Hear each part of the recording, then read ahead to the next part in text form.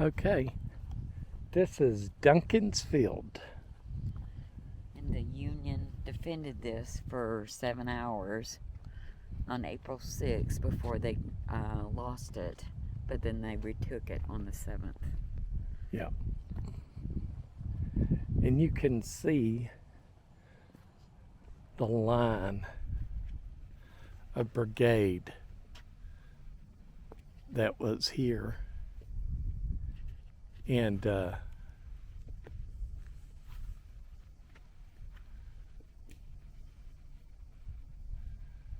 we go. And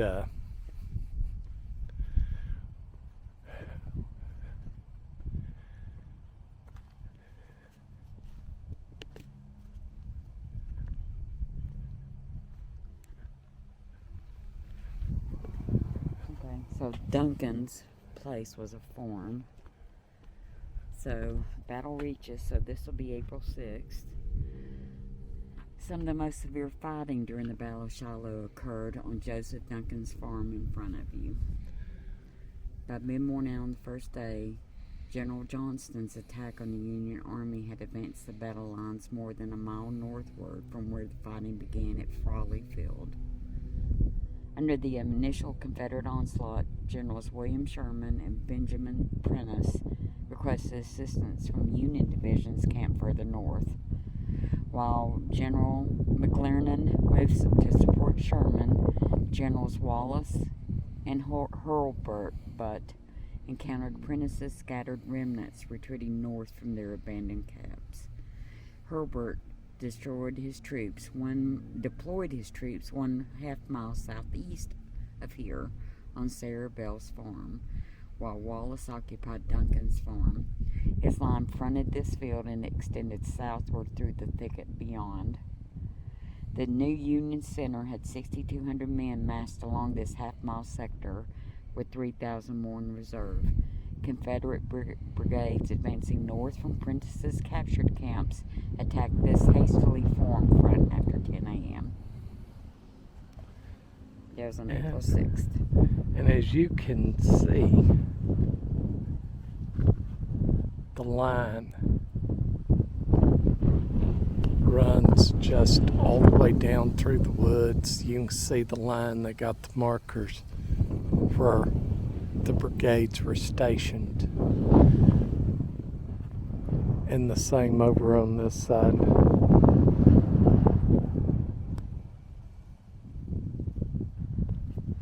So the battle returned to Duncan's farm on the second day of battle.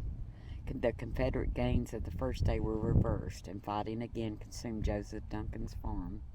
While General Grant's Union Army attacked the Confederate left, General Don Carlos Buell's Union Army attacked the Confederate right and center.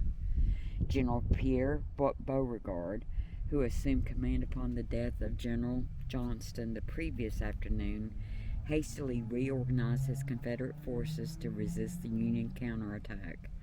Bitter fighting raged here for 3 hours until Beauregard's left collapsed, forced back to Shiloh Church.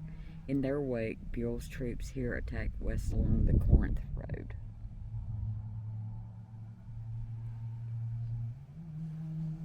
April 7th, between 8 and 11 a.m. And guys, this is stop Number 3. Number 3 on the Shiloh Battlefield Tour. And we're moving along. This is tour stop number 4 on Shiloh National Military Park. This is Ruggles Battery.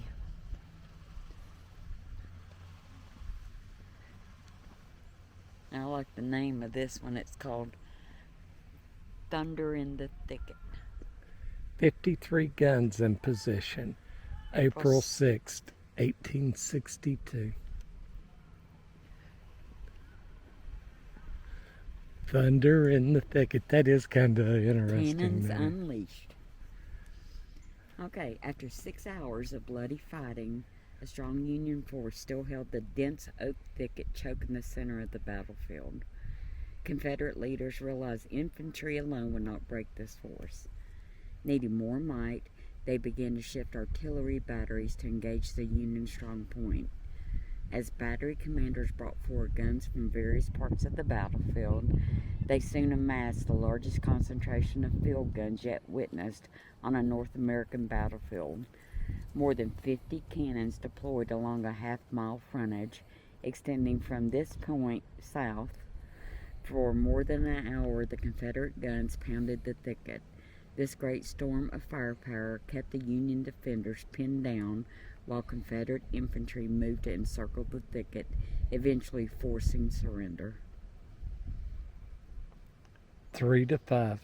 On April 6th.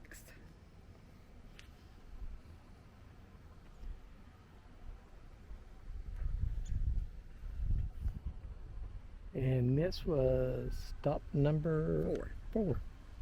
On to Shiloh Church, number 5. We're on to the Shiloh Church, and I always like churches. They're good for your soul. As a side note, we're at stop number 5 on the trail. There is Ray Blanton's grave here at Shiloh Cemetery. He was a governor of the great state of Tennessee. And a congressman, yes.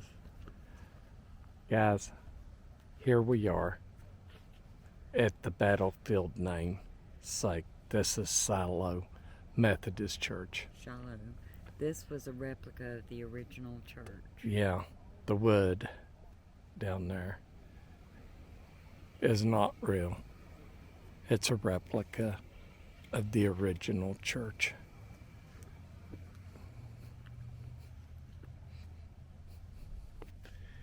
Here, it explains while you're here, if you come here, the Army of the Tennessee is blue, the Army of Mississippi is red, and the Army of the Ohio is yellow. Now, some of these Tennessee ones are blue. Some are not. Some of the blue ones were part of Grant's army. So you've kind of got to notice the color to know which is.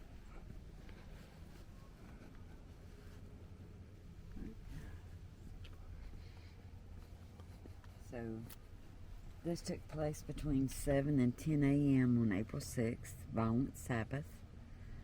Every early morning musketry a mile south awakened General Sherman's Union soldiers camped around Shiloh Church. The approaching Confederate onslaught alerted Sherman's men this fight was more than a mere skirmish. Over the next 4 hours, 1/3 of General Johnston's Confederate army slammed into Sherman's force. General McClernand rushed infantry and artillery to Sherman's support as the Confederates struggled across swampy Shiloh Branch. These attacks by 5 brigades upon a front capable of supporting only a single brigade through nearly impassable terrain under heavy fire produced great confusion and terrible casualties for the Confederates. Nevertheless, Sherman's defense crumbled after Johnston overran Prentice's Union camps a mile east. Outflanked, Sherman abandoned this front and retired north.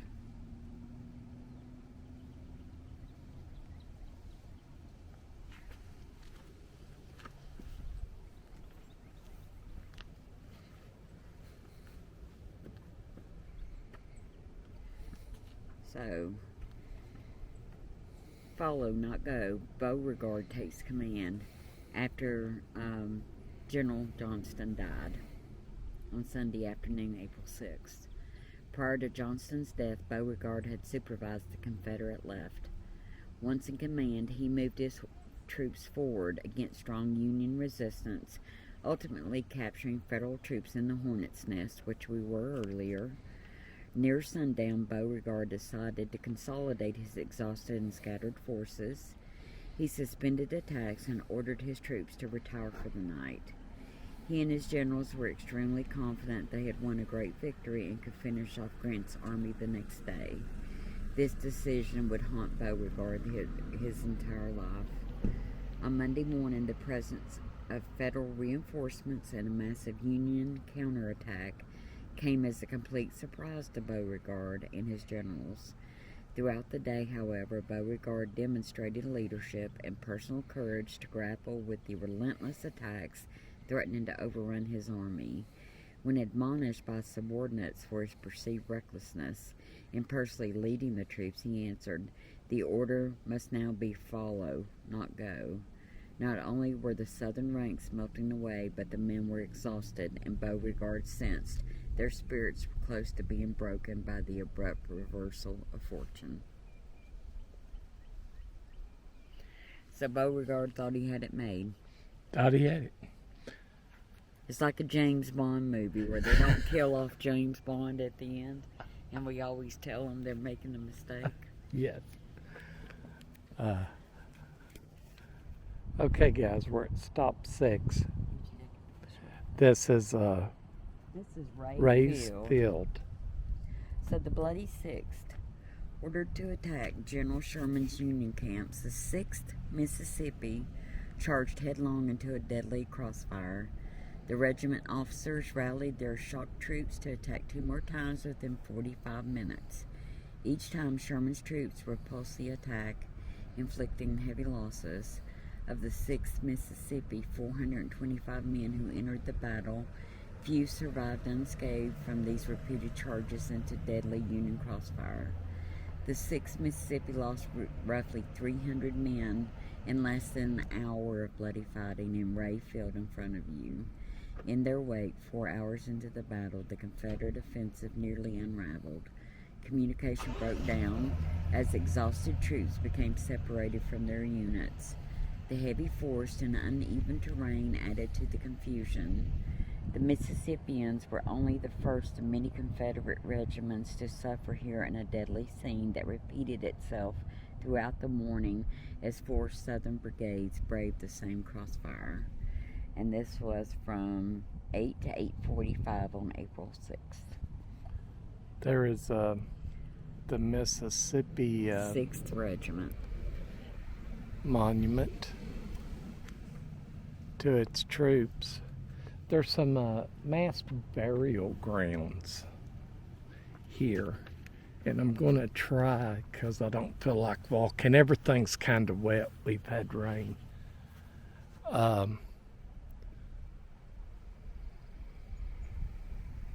But I don't know if you can see the monument out there, but they just trench buried them, the Confederate soldiers. And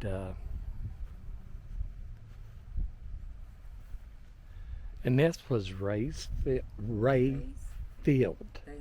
This regiment lost 70% of their men in an hour. 70% of their men in an hour. And it's even cool in Tennessee today. So onward to stop number 7. Okay, guys, we're at tour stop number 7. So this is Racefield. In the pre-dawn of April 6, 1862, Union forces were unaware of nearly 44,000 Confederate troops ready to march upon them from southwest. General Grant was under strict orders not to provoke a battle before General Buell's Union army arrived to join him. Union patrols were instructed to defend themselves only and return to camp if they encountered Southern forces. Without orders to do so, an alert Union Brigade commander, Colonel Everett Peabody of General Prentice's division, suspicious of increased enemy activity, sent out a patrol of 250 men. Through the darkness, this small force passed well beyond their own picket lines to arrive here around 4:55 a.m. 3 pistol shots shattered the silence, and the alarmed Federals watched Confederate troopers gallop away down the Corinth Road to your left. Peabody's unauthorized patrol had stumbled upon enemy pickets screening General Albert Johnston's Confederate Army. And again, this is between 3 and 5 a.m. on the 6th. And the battle begins. And there's the road. Or is it down over here? Yeah. That's Corinth Road. That was Old Corinth Road. And this is stop number 7. And we're headed on to 8.